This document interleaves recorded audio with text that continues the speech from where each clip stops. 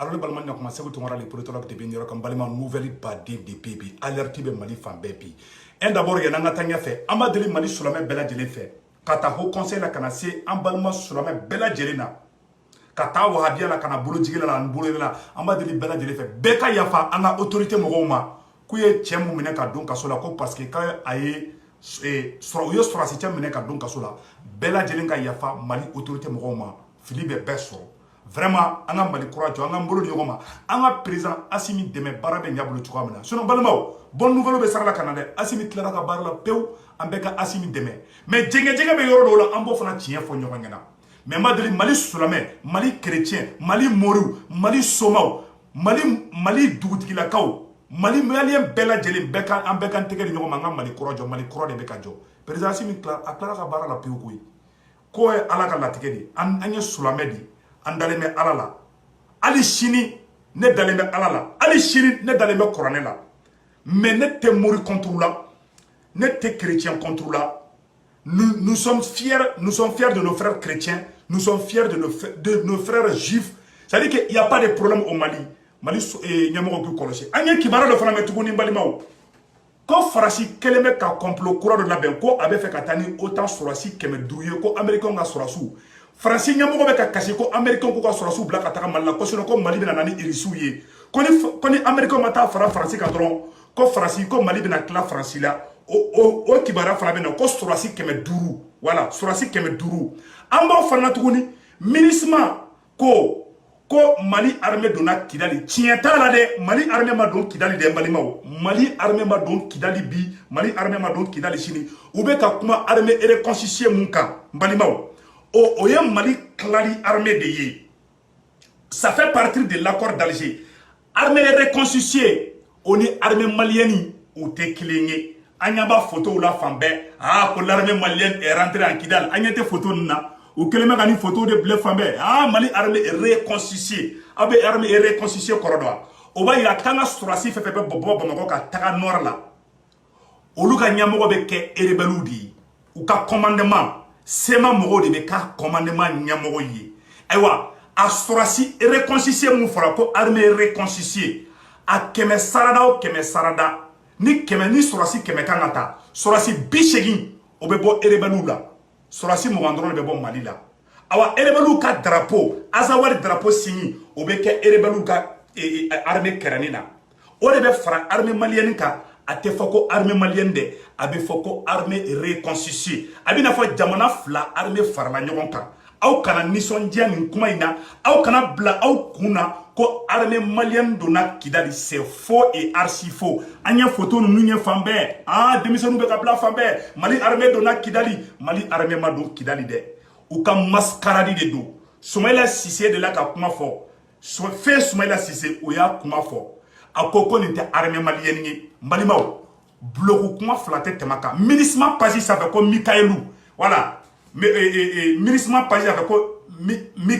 Mikado FM. O de keleme ka bla fambe. Ka malien kumolo salo.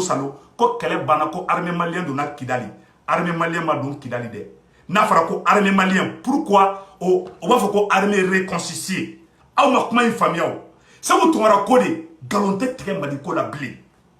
Ministre mogo de ka bara yi de ministre ka communication de ni de awa ministre ka fenêtre ko Mikado FM ni ministre FM bla ayaw koloshala ministre da bla sombada ina kanga journaliste do sara ka bla bololo be sans fait ko l'armée reconstituée à la mede ko processus de paix entrée à Kidal de la 3e compagnie du bataillon de forces armées reconstituées de forces armées reconstituées. Une étape décisive dans la mise en œuvre de l'accord pour la paix et la réconciliation, selon la ministre qui appuie le processus. Plus d'infos, allez-y sur Mikado FM. Comment bana peu ministre da blabi ko accord d'Alger barabekake. Awa Assimi Goïta, Malien Goku te accord fait. Ou ka accord de bla nyedjuka. Semaine passée là, ou Goku betara police territoriale voté Malien Moula ka maganchi. Si ça tourne Oube kanani, ça dit que oube ka kumolo croix, kumolo mu, ça dit que kumolo oube kumolo ni changer, terrain to terrain di. n'o ye terrain kunkolo dɔ bila u b'a fɔ ko n kunkolo tɔgɔ de ko Tomikɔrɔbugu n'o ni maliyɛnw sɔmina ko Tomikɔrɔbugu kɔrɔ de ko terrain u bɛ tila ka Tomikɔrɔbugu tɔgɔ b'a la u bɛ ka na fɔ Bakɔ Jikɔrɔni u bɛ tɔgɔ falen de la sinon a bɛɛ ye accord d'Alger kelen de appliqué tɔla ye o bɛɛ ye ka Mali Nord ta de k'a di rebelles ma fɛngɛ de bɔ baara la awa Assimi Goïta n'i b'a kalama i averti la n'i t'a kalama i averti la n'aw bɛ ka nin baara de kɛ awa maliyɛnw ma sɔn maliyɛnw tɛna sɔn n balimaw o baara jugu in de bɛ ka kɛ maliyɛnw kɔ kan balimaw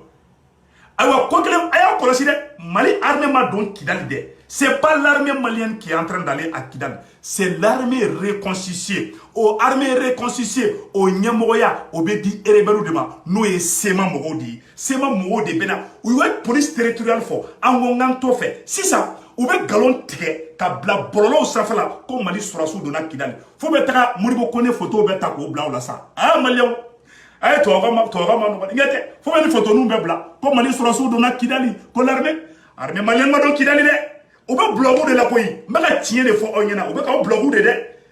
a y'aw ɲɛ yɛlɛ koyi Mali en transition mɔgɔw an tɛ transition accusé dɛ MINUSMA de kɔni bɔra n'a ye an tɛ Assimi Goïta jalaki an tɛ Mali autorité jalaki mais n'aw b'a kalama aw kana sɔn parce que maliyɛnw ma sɔn n'a bɛ fɔ maliyɛnw ka bonya armée ni accord d'Alger passera Mali Nord o ɲɛmɔgɔya o 100 sarada 78 o bɛ di rebelles ni arabu de ma kɔrɔbɔrɔw olu 9 bɛ di olu ma Mali Nord gestion na fulaw 1 bɛ di olu ma fulaw dun ka ca ka tɛmɛ hali Tamasɛku kan est ce que la jamana min n'i b'a ka hɛrɛ fɛ i kan ka siyako kuma fɔ a la wa u bɛ ka siyako de don an ka Mali constitution kɔnɔna na armée malienne Assimi Goïta a y'aw kɔlɔsi aw kana bi tubabuw ka piège kɔnɔna na fɛn fila de bɛ jamana ci dinako kɛlɛ ani siyako kɛlɛ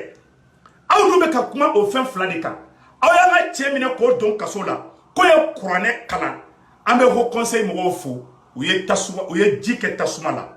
aw ye filiba de kɛ Faransi bɛ k'aw bagabaga Mali bɛ ka islamiser donc an ka sɔrɔsi dɔ yira o bɛ ka kuranɛ kalan dɔrɔn aw y'o fana minɛ k'o don kaso la américains ka sɔrɔsi bɛ kuranɛ kalan a prévu filɛ nin un soldat américain en train de lire le Coran nkalon kuma fila tɛ tɛmɛ kan américains ka sɔrɔsi o bɛ kuranɛ kalan k'a to mobili kɔnɔ k'a filmer bɛɛ lajɛlen b'a ye n balimaw ne bɛ n'o yira aw la an bɛ jɛ kula di ɲɔgɔn fɛ Amérique sɔrɔsi bɛ ka kuranɛ kalan a y'a lajɛ dɛ ni ye Amérique sɔrɔsi de ye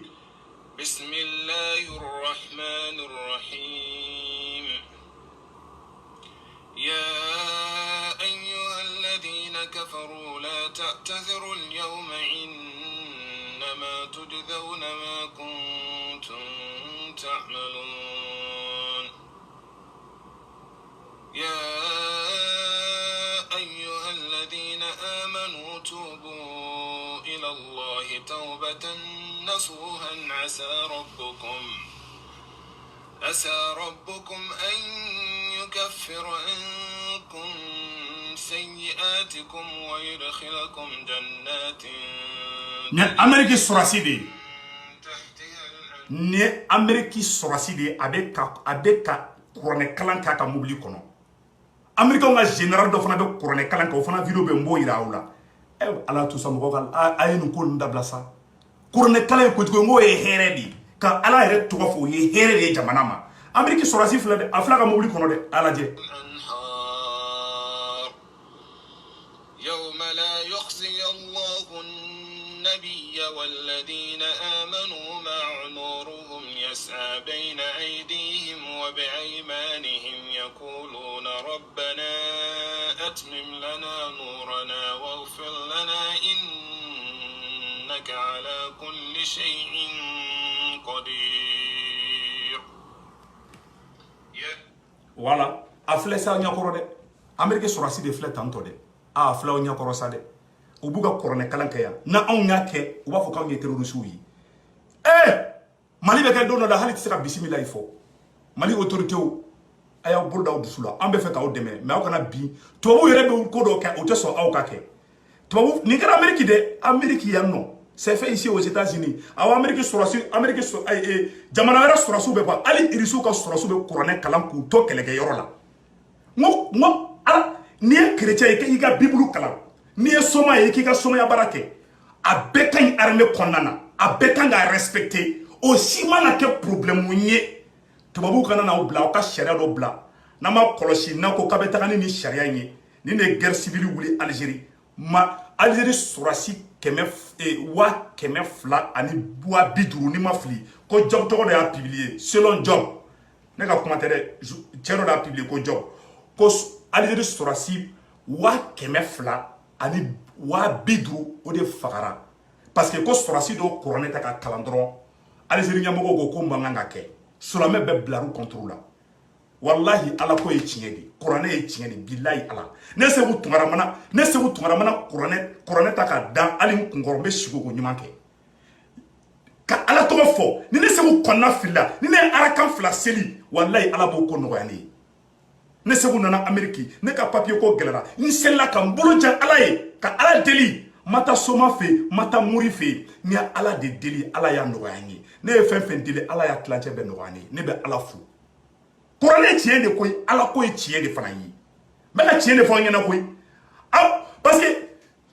il y a des faux chroniqueurs et des faux journalistes minnu bɛ réseau sanfɛ la u bɛ tubabuw ka baara la an y'o de fɔ an na les faux chroniqueurs et les faux journalistes n'u bɛ ka maliyɛnw bila fili la parce que u bɛ tubabuw de ka baara la ni tubabuw ko k'ale ala tɛ ko tɛ tiɲɛ u bɛ taa bila u ka page sanfɛ ko ala ko tɛ tiɲɛ ala jugu surantarɛw bɛ yen minnu bɛ ka marifa ta ka ala tɔgɔ fɔ an kun t'olu ma dɛ mais anw ye silamɛdenw de ye depuis nin mana Mali kɔnɔ anw ye silamɛ de ye et nous sommes fiers de l'être ne segu tugara ka baarakɛyɔrɔ la Amérique ne bɛ sali tapi da ka kuranɛ ta ka ala deli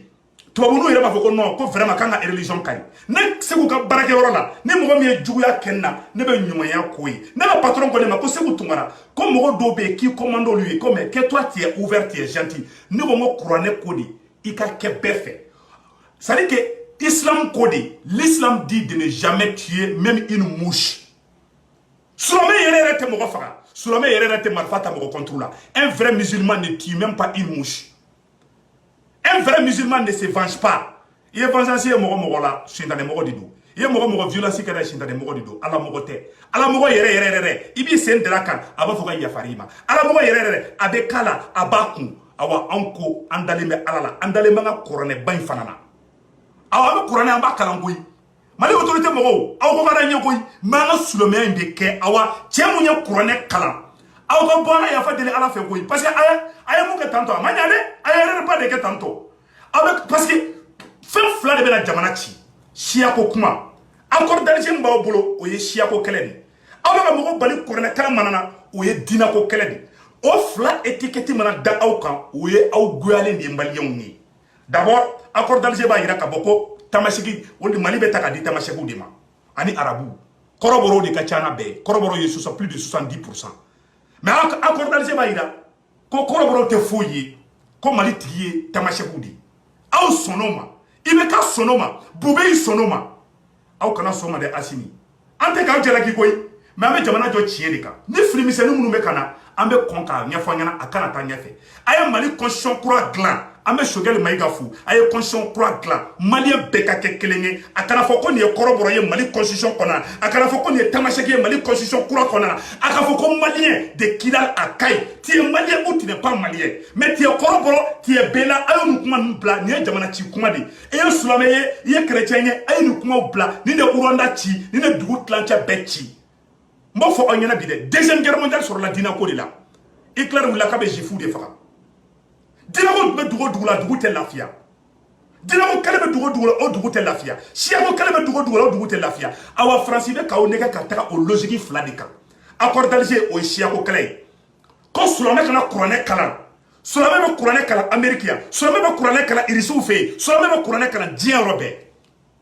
e ko silamɛ kana kuranɛ kalan a ye erreur ba de ko a ma diya ne kɛlɛ dɛ ne tɛ tugu mɔgɔ ko saga dɛ ne tɛ tugu mɔgɔ ko saga dɛ ne ka religion ka di ne ye ne faso ka di ne ye fana donc ni mun ma ɲi ne b'o fɔ aw ɲɛna o kana kɛ o an k'o dabila an bɛ tiɲɛ de fɔ ɲɔgɔn na donc an bɛ dugawu kɛ ala ka hakili ɲuman di bɛɛ lajɛlen ma n bɛna fɛn dɔ fana yira aw la a ye lajɛ dɛ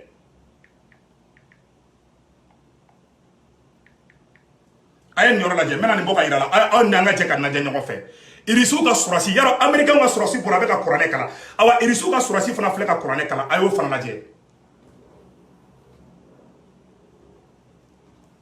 irisi surasi américain surasi français surasi a bɛɛ bɛ kuranɛ kala foyi t'a la n'u taara aw nɛgɛn k'aw kana sɔn ko maliyɛn denw ka kuranɛ kala nin ye irisu ka surasi de